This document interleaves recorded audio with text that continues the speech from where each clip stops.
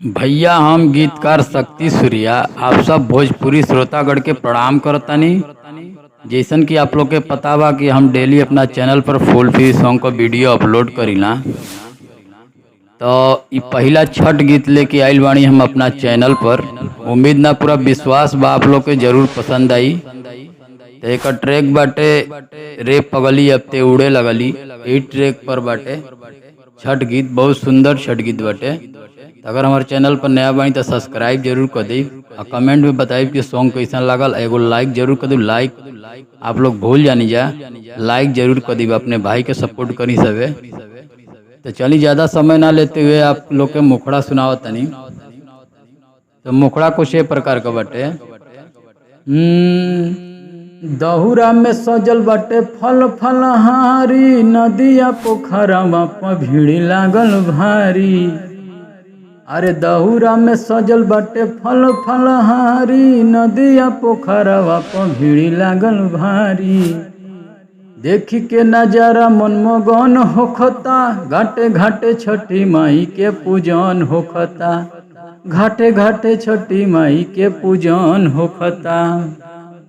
तो चलिए इरल मुखड़ा एक अंतरा सुनाओ तनी। पहला अंतरा कुछ प्रकार के बा। घाटावा के आरी आरी बनल चौरिया, बनल चौरिया हो बनल चौरिया।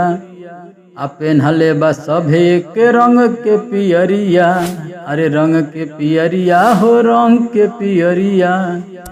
घाटावा के आरी आरी बनल चौरिया, पेन्हले बा सभे के रंग के पियरिया।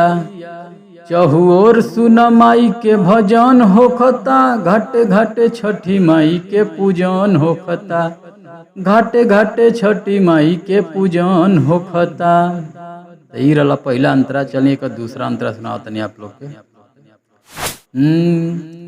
जगमग दिया ना से भइल बाया जोरिया, भइल बाया जोरिया हो भइल बाया जोरिया।